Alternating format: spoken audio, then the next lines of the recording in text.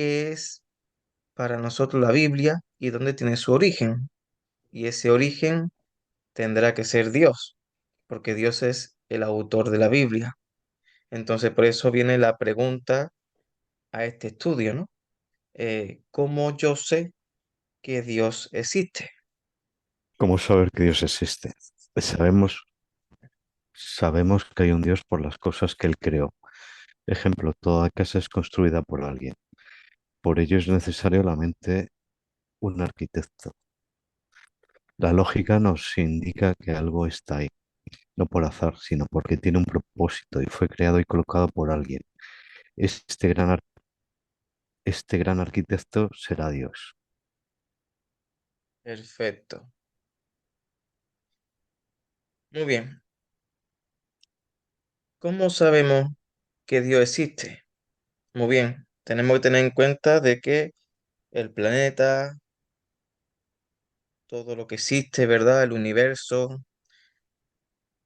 todo tiene un origen. Hay alguien que lo ha puesto ahí. Hay alguien que tiene la iniciativa de haber creado, ¿verdad? Entonces nosotros tenemos esa visión de que Dios es un arquitecto.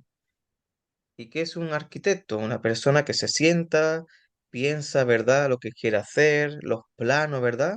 De una manera tiene como una imagen de lo que va a proyectar cuando va a construir un edificio. Y ya después, cuando tiene ese plan, ese plano, es cuando aplica esa construcción. Entonces, esa mente, ese arquitecto para nosotros será Dios. Entonces, ¿cómo saber que Dios existe? Muy bien, pues por las cosas que ha creado. Tengo que ver que la tierra, las montañas, los ríos, los océanos, eso ha sido creado por un ser superior al hombre.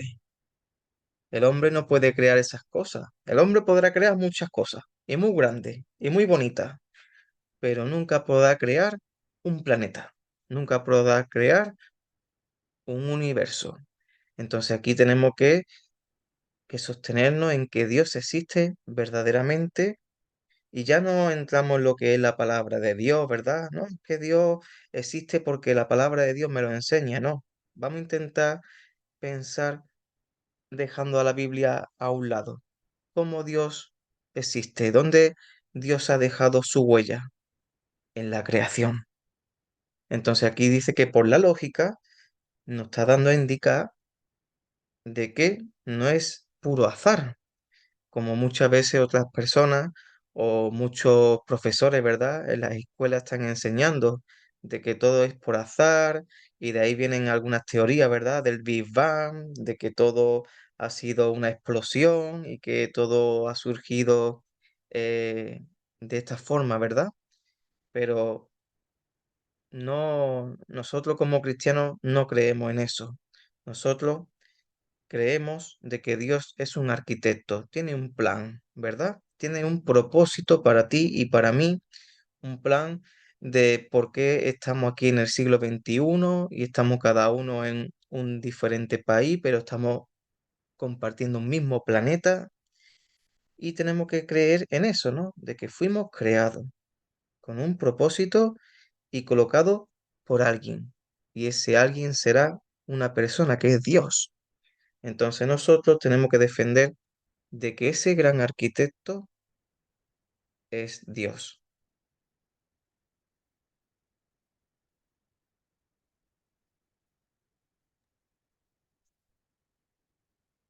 Toda creación es una manifestación de la gloria de Dios. Es una huella que nos ayuda a entender que existe verdaderamente un Dios. Los hombres no pueden, ni nunca podrán, crear todo el universo. Salmo 19, versículos 1 al 5. Los cielos cuentan la gloria de Dios, y el firmamento proclama la obra de sus manos. Un día transmite palabra a otro día, y una noche a la siguiente noche declara sabiduría. No hay palabra ni lenguaje donde no se oiga su voz. Por toda la tierra salió su voz, y sus palabras hasta los confines del mundo. Este Salmo 19 es uno de los salmos que mejor relata, os invito a que lo leáis en vuestra Biblia, relata cómo todo lo que nos rodea ha sido creado por Dios.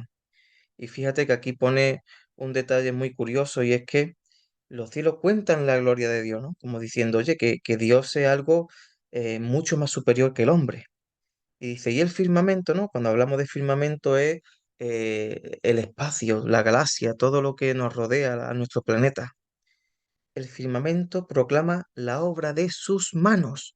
Entonces vemos que Dios cuando crea, eh, crea con un plan, con un objetivo. Eh, Todo está perfectamente bien colocado. Entonces podemos observar como cuando Dios crea, nosotros, por nuestro entendimiento, podemos valorar, podemos percibir esa grandiosidad de Dios. Podemos incluso razonar y entender de que hay alguien, que es Dios, que ha creado todo tan perfecto que hasta el mismo hombre se asombra de esa creación, ¿no? Entonces podríamos decir que otra forma de conocer a Dios es por medio de las cosas creadas y también del asombro que a mí me llega, esa sensación que yo veo y yo digo, wow, qué perfecto, qué bonito, ¿no? Cuando tú ves de noche las estrellas y ves todo lo que nos rodea e incluso las cosas, va a la naturaleza y dice tú, madre mía, si está todo tan bien perfeccionado que hasta una persona no puede llegar a entender, ¿verdad? Ni siquiera la ciencia puede alcanzar todavía esa magnitud que Dios ha hecho y ha creado alrededor nuestra. Entonces, la conclusión del Salmo 19 es que Dios abarca todo y Dios está en todas las cosas, ¿verdad? Ahí bien colocadita, que todo, allá donde vayamos, allí está la presencia de Dios, está esa huella. Entonces, un punto que tenemos que tener muy claro, los hombres no somos Dios, no somos dioses. Los hombres podremos construir, podremos utilizar nuestra inteligencia para muchas cosas, pero también tenemos que tener esa humildad de decir quién ha colocado esa inteligencia en el hombre, porque es muy fácil decir, no, es que hay hombres más inteligentes que otros porque han estudiado más, etcétera, etcétera, pero es que hay hombres en la historia, ¿verdad?, que han destacado sobresalientemente en un área que nunca antes un hombre ha destacado. Entonces vemos también que Dios provee esa inteligencia a los hombres para poder seguir avanzando, por ejemplo, en la medicina, en la forma también de crear nuevas estructuras, ¿verdad? Nuevas casas para poder vivir mejor, para tener mayor seguridad. Entonces vemos también que el hombre tiene que partir de esa huella de Dios, tiene que partir de esa percepción de asombro sobre todas las cosas creadas, pero también el hombre tiene que ser humilde y decir, ¿quién me ha dado esa inteligencia? Dios. Tenemos que tener en cuenta un pequeño dato también, y es que todos los animales, ahora que todo el mundo está tan sentimental con los animales, que todo el mundo piensa que todos los animales son personas, cuando no lo son, los animales no tienen esa percepción de ver ese más allá, ese asombro, esa huella que Dios deja, sino que los animales viven como si fueran, pues bueno, comen, se reproducen, ¿verdad? Pero nosotros, como seres humanos que somos, somos una persona, somos una imagen de Dios. Entonces nosotros tenemos algo que nos une a Dios y esa unión es la que nos hace ser diferente a los animales. Nosotros tenemos una conciencia, nosotros tenemos ese ingrediente que es ser imagen de Dios para poder percibir lo que Dios ha dejado, esa huella que Dios ha dejado en la creación. Sin embargo, aún existen muchas personas que no creen, son incrédulas y prefieren creer todo es producto del azar. Todas las cosas fueron creadas aleatoriamente, sin intervención divina. Salmo 14:1. Dijo el necio en su corazón, no hay Dios. Se han corrompido, han hecho abominable maldad. No hay quien haga el bien, no hay ni uno solo. Muy bien, ahora con este diapositiva está un problema que podemos observar a nuestro alrededor, en nuestra sociedad, y es que muchas personas no creen en Dios. Y uno puede decir, ¿pero qué pasa aquí? ¿La gente es tonta o qué? ¿No, no está la naturaleza, no está la galaxia, no está el universo? ¿No ve esa perfección? ¿No ve uno como el agua cada cierto momento? Yo que vivo aquí en una tierra, ¿verdad?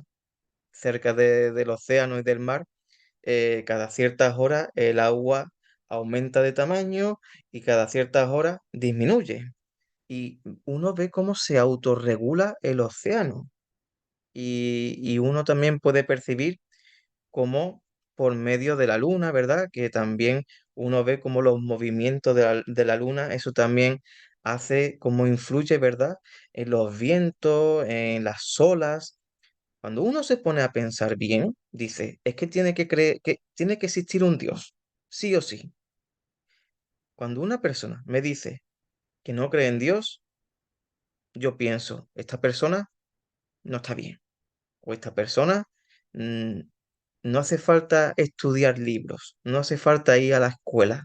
Antiguamente no existían las escuelas, antiguamente no existían las universidades y la gente decía, existe un ser superior al hombre. ¿Y eso dónde está? En mi conciencia. Y no es porque esté dentro de mí y me lo diga, ¿no? Es que esta conciencia hace que me abra los ojos para yo entender, me da esa inteligencia, ¿verdad? Ese razonamiento que los animales no tienen para que yo pueda llegar a observar y llegar a la conclusión de que Dios existe. Entonces, cuando a mí se me acerca profesores o científicos, que esto es lo más gordo, se me acercan científicos diciendo de que las cosas fueron creadas aleatoriamente, yo no sé de qué le sirve a esa persona tener 5 años de licenciatura o tener ciencia, cuando realmente uno por medio de la ciencia llega a la conclusión de que hay límites, hay siempre un límite. La ciencia, es verdad que la ciencia llegará muy lejos, es verdad, pero siempre habrá una línea roja y esa línea roja se llama Dios, porque si no, ya Dios no sería Dios, sino ya sería el hombre, el Dios. Y vemos aquí, ¿no? Como el Salmo 14 hace como una radiografía de lo que existe hoy en día, ¿no? El necio en su corazón dice, no hay Dios. ¿Cuánta gente hoy dice, no existe Dios? ¿O para qué yo necesito a Dios? Entonces, fíjate aquí cómo el pecado ha corrompido esa inteligencia mía. Ese pecado ha corrompido mi conciencia, esa conciencia que Dios nos ha dado para estar unido a Él, esa inteligencia que Dios me ha regalado para entender de que Él es Dios y que Él quiere las cosas buenas para mí. El pecado hace que te opongas a Dios. Eso es lo que produce el pecado. Eso es una de las consecuencias que el diablo nos ha dejado a nosotros como herencia, ¿verdad? Y es que nuestro entendimiento, nuestro corazón, nuestro sentimiento incluso, nuestras percepciones se han quedado corrompidos. Y esa corrupción hace que yo me convierta en malo. ¿Por qué? Porque me opongo a Dios. Entonces, fíjate aquí que esta frase ya, digamos, es muy fuerte y quiero que os detengáis y leerlo conmigo tranquilamente. Mira lo que dice. No hay quien haga el bien. No hay ni uno solo. Ahora yo aquí me acuerdo mucho cuando yo voy a los velatorios de los difuntos, ¿qué es lo que siempre se repite? Es que esta persona fue muy buena. Es que esta persona fue muy... O cuando tú conoces a alguien y la primera impresión es casi siempre, ¿verdad? Suele ser, no es que esa persona me quede bien, es muy buena. Eh, tenemos un concepto de bueno muy, muy frágil, ¿vale? Porque realmente ser bueno no significa de que tú le caiga bien a alguien. Eso no es catalogar de bueno. El ser bueno, a ojos de la Biblia, significa una persona que es justa, una persona que no tiene pecado y que no comete pecado. Entonces ahora podemos llegar a la conclusión, ¿verdad?, de que si yo soy pecador, yo no puedo hacer el bien, pero no es que no lo quiera hacer porque yo no quiera ser bueno, sino porque yo tengo en mi ADN hereditario una cosa que se llama pecado y ese pecado me va a acompañar toda la vida.